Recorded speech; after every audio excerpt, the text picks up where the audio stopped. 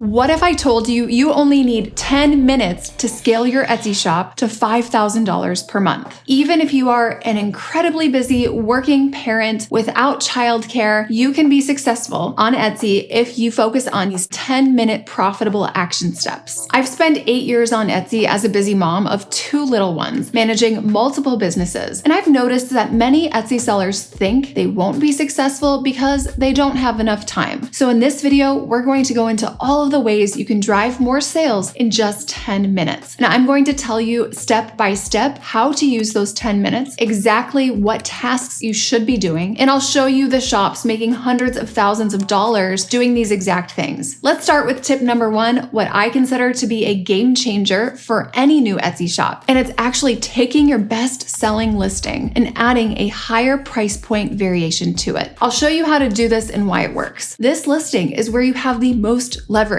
which means you can make a small change and have a much larger outcome versus, let's say, making that same small change to a listing that has slow sales or no sales. Now, you guys know I'm not a big fan of Etsy tools because they're not very accurate. But to illustrate the point here, let's take a look at the units sold on this listing and what would happen if we added a higher price point variation. You can see this is a bestseller listing. It is a customized name blanket. It comes in many colors. I would say that's a little bit of analysis paralysis here. It has a few sizes. Their smallest size is sold out, and they're doing that to rank lower in search results, which don't love that, but I'm seeing a huge missed opportunity. Their highest price point on this is $39.96, which it seems like they're always running a discount. Allura estimates that they sell 1,600 units of this per month and an average price point of $22. Now, that's just an average estimated price, which is why it's hard to estimate the revenue. The units sold, that can be tracked, but the price point, the revenue, because there's a discount on this, that is what's really difficult to estimate. Let's say though that their current price points $15, $20, $29, and $39. Let's say the average order value is $20. What I would actually recommend doing to target profitable customers who like personalized heirloom quality products is to add in a variation here that is actually a POD quilt that is a full like twin size and probably a full size and queen size quilt with the name on it as well. And those price points, they're going to be $100, $150, $200 potentially, depending on which print on demand provider is used. And what that will do to this listing is it will increase the average order value by serving the customer in an additional way that I would say is pretty parallel to the purpose and utility of the blanket. So this is not like adding a high price point rug in this listing. We're adding something that is a very similar product that solves a similar problem that is just higher price point, more heirloom quality. So in 10 minutes, you can absolutely go into your best-selling listings and add a higher price point option. Now, this strategy is great, but adding a higher price point variation will have zero impact on your listing performance if you aren't perfecting this second point. And this is you have to ensure that your SEO is focused on the customer and not the product. In 10 minutes, we're going to go ahead and sort by our lowest traffic listings. And I will use my shop, Begonia Rose Co., that did $1.7 million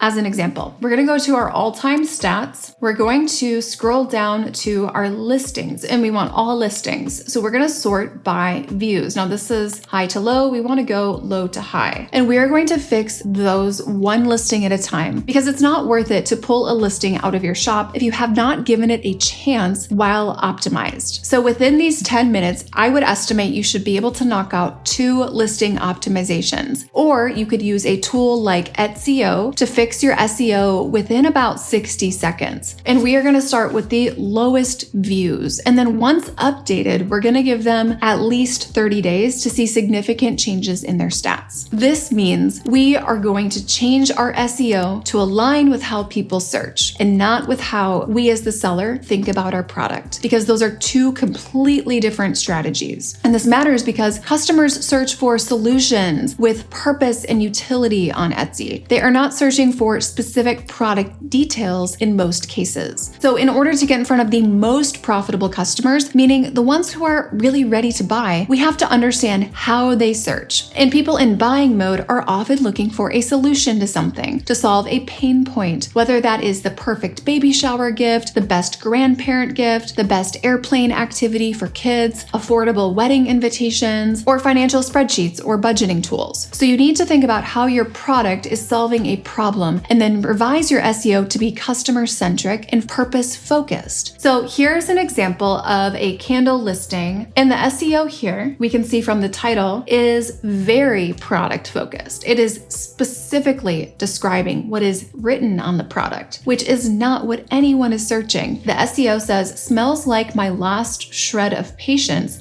9-ounce candle for humor and survival. Couple questions here. Who is typing in smells like my last shred of patience? Also, who is looking specifically for a 9-ounce candle? Does anyone really care about the ounces? What if it was 10 ounces? What if it was 8 ounces? Are they searching by ounces? No, I think the only thing that is working in this SEO is candle for humor. The SEO is totally, I would say, seller centric and product centric, but these are details that the customer doesn't care about. So what I would recommend doing is looking at what is the true purpose of this candle? Who is the recipient for it? Why would someone buy it? What is the occasion someone would buy it for? And really, what problem is it solving? You might think a candle, is that really solving a problem? Yes, it absolutely can. So what I would say for this is candle gift for mom, funny Mother's Day present parent gift, sarcastic candle gag gift. Okay, so this is capturing these long tail keywords and they're overlapping to maximize the number of search results. Now, these are not keyword stuffing short tail keywords. It's really maximizing the variety of long tail keywords. So candle gift for mom, funny Mother's Day present parent gift, sarcastic candle, and candle gag gift. So we are capturing all unique long tail keywords. We're not saying 9-ounce. We're not saying white candle. We're not saying glass candle. We're not saying 1 wick or 3 wick or anything like that. We're also not saying black and white font. We're specifically describing the purpose, the utility, who it's for, what the situation is, and why someone would need to buy it. So in those 10 minutes, you're going to take 2 of your lowest traffic listings and make them more customer centric. And if you're really wanting to boost your sales, then you'll combine this SEO strategy with the next tip that I believe is one of the most underrated tools that Etsy sellers forget about. And this is setting up discounts. If you are not pre-planning your sales for the month, you are missing a gigantic opportunity. I recommend at the start of every month taking just 10 minutes to set up your sales. And I'm going to show you how to do that. So we're going to go to marketing. We're going to click on sales and discounts. And we're not turning on abandoned cart or favorite item discounts. We're actually setting up your discounts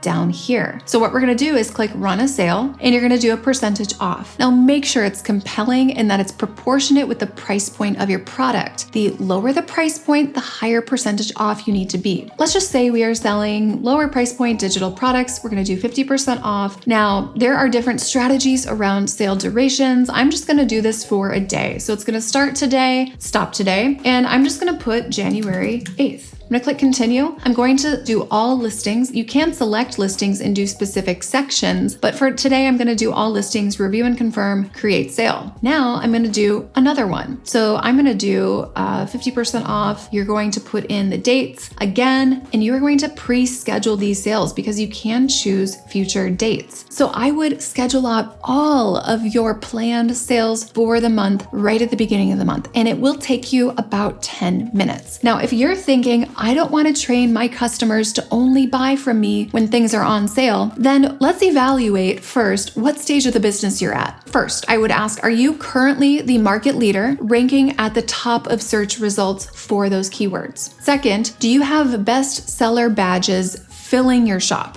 If your answer was no to either of these questions, then we don't have the leverage or the social proof to come out the gate with premium pricing. So get these sales in place during the stage of your business where you are trying to capture market share. And this will also build scarcity around your value proposition, because if you have no momentum, if you don't have a bestseller badge, we need to increase your value proposition in every way possible. When should you consider not doing sales? When does this not apply? So I would ask you how many bestseller badges you have and how many listings listings do you have with at least 20 orders within the month behind that listing. So get these sales set up. It will only take you 10 minutes. You only have to do it once per month, and then you don't have to think about it the rest of the month. Now, what if you're doing all of this and you feel like your sales still aren't increasing and your time is still so limited? The last trick is one of the most effective ways that top Etsy sellers increase their sales through traffic. And with this strategy, Etsy actually rewards you financially, and it is by leveraging these share and save links while sprinkling your product links all over the internet. And yes, Etsy wants you to drive traffic from outside of their platform because it brings them new customers and it lowers their customer acquisition cost. So they are willing to pay you 4% on that transaction just for driving the traffic. It's almost like a built-in affiliate program that you have access to. You'll find these under marketing, and then you click share and save. You can do a link to your entire shop or specific listings. So share your shop link or your listing links. We are putting these links on all the social media platforms that your customers shop at. Now, these might be through ManyChat automations on Facebook or Instagram, or it might be various places within Facebook. Now, we are not spamming. We are not just putting our link in all these different Facebook groups. That is not the Facebook strategy, but there are various places that you can drive traffic from Facebook without spamming. It also might be Pinterest. It might be LinkedIn, depending on who your customer is. But the point is you are driving the traffic and you are finding where your customers are and putting the product in front of them when they are searching for the solution. Let me show you how this plays out. And this is what the fastest growing Etsy shops are doing. So we're going to go to our stats and we're going to look at our traffic sources. You can see this breakdown in my shop, Begonia Rose Co., that I actually drove 37% of my traffic. And this is only from like late 2017 onward. You can see direct traffic. This is going to be through mostly blogs, to be honest. And then social media. This is the part that I want to show you because you can see social media drove almost as much traffic as Etsy itself. Over 500,000 visits. It came from this 10-minute strategy. This is what I did in the 10 minutes standing in line at the grocery store. This is what I did while my husband was filling up the car with gas. This is what I did when I was waiting at the airport. This is the perfect 10-minute pocket strategy. It's an extremely profitable action step. You can see Facebook drove almost 25,000 visits, and we know it'll take about twice as many views on Etsy to translate into that number of visits. Pinterest, though, 552,000 visits from Pinterest, and I did not pay a penny to make that happen. I simply leveraged my 10-minute pockets. Instagram, 11,000. Instagram has really been more about nurturing our current customers and increasing the lifetime value of the customer versus driving new eyeballs to the page. So Pinterest is huge for exploration. It's huge for acquiring new customers. As we can see, the Pinterest strategy works incredibly well, and you really only need 10 minutes. Now, earlier I mentioned that we have to have customer-centric SEO in order to make sure we're targeting profitable customers, because we don't want to just describe the product itself, as that will get us in front of the wrong customers. So I invite you to watch this next video to learn how to do your SEO step by step, even if you currently have no idea what you're doing.